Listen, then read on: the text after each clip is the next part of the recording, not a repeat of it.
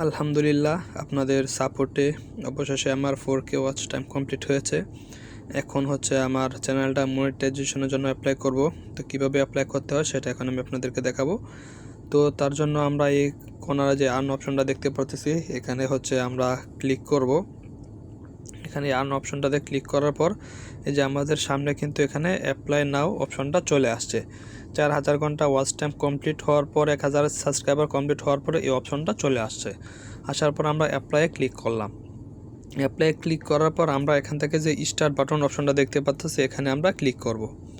এই স্টার্ট অপশনটাতে ক্লিক করার পর এখানে হচ্ছে আপনার কিছু রুলস থাকবে, এগুলা আপনারা পড়ে নেবেন। তারপর আমরা হচ্ছে নিচের দিকে একটু স্ক্রল করে দেব। নিচের দিকে স্ক্রল করার পর এখানে একটা বক্স দেখা যাচ্ছে, সেই বক্সটাতে আমরা টিক মার্ক করে দেব এবং টিক মার্ক করে দেওয়ার পর এখান থেকে আমরা অ্যাকসেপ্ট করে দেব। যেখান থেকে আমরা টিক মার্ক করে দিচ্ছি। টিক মার্ক করে দেওয়ার পর আমরা কি করব, এখান থেকে অ্যাকসেপ্ট করে দেব। নিচের দিকে আমরা অ্যাকসেপ্ট অপশন দেখতে পাচ্ছি, সেখান থেকে আমরা অ্যাকসেপ্ট করে দেব।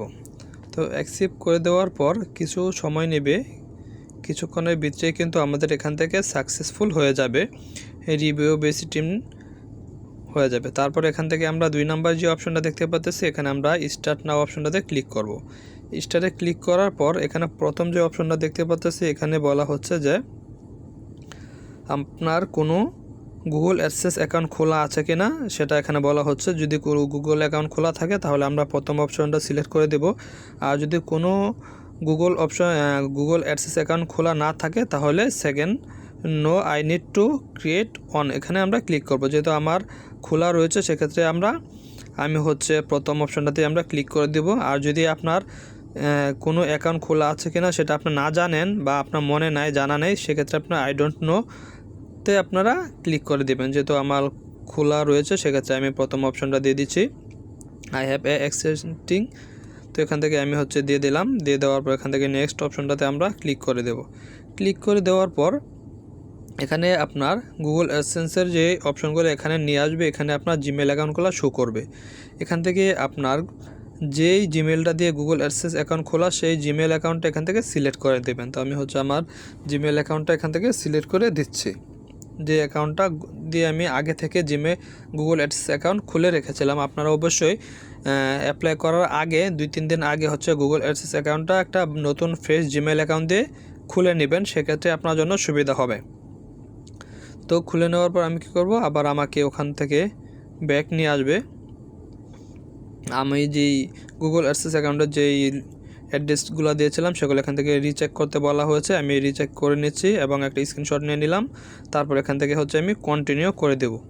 তারপর এখান থেকে আমি টিক মার্ক করে দেব, I have a read and accept the এগ্রিমেন্টে আমরা রাজি, সেটা হচ্ছে আমরা এখান থেকে সেট আপ করে দেব।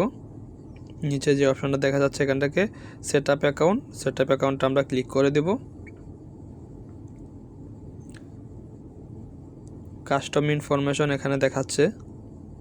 অবশ্যই আপনাদের ফোনে ইন্টারনেট কানেকশন থাকতে হবে, এখানে সব কিছু শো করবে আপনার ইনফরমেশনগুলো। আপনি অ্যাডসেন্স অ্যাকাউন্ট খোলার সময় যে ইনফরমেশন দিয়েছিলেন সেগুলো শো করবে। তারপর এখান থেকে আমি সাবমিট করে দিলাম। তারপরে একটু ইউটিউব তো দেওয়ার পর আমার এখানে কিন্তু নিয়ে আসছে, আমি কিন্তু অ্যাপ্লাই করে ফেলেছি। তারপর হচ্ছে আমার অ্যাপ্লাই করা মোটামুটি শেষ। এখানে হচ্ছে ইন প্রসেসে চলে যাচ্ছে আমার গুগল অ্যাডসেন্স অ্যাকাউন্টটা। তো এটা অ্যাডসেন্স অ্যাকাউন্টটা অনেক সময় ইন প্রসেস হতে সময় লাগে, 2 থেকে 4 ঘন্টা বা 6 ঘন্টা সময় লাগে অনেক সময়।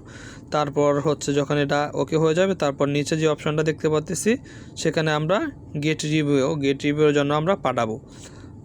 উপরেটা যখন টিকমার্ক হয়ে যাবে ইন প্রসেস, তখন গেট রিভিউতে ইন প্রসেস চলে আসবে। এখান থেকে আমরা রিভিউতে দেওয়ার পর অ্যাপ্লাই করার পর গুগল টিম অথবা ইউটিউব টিম আমার চ্যানেলটা ভিজিট করবে, সব কিছু ঠিকঠাক আছে কিনা দেখবে। যদি সব কিছু ঠিকঠাক থাকে তাহলে মনিটাইজেশনটা অন করে দেবেন।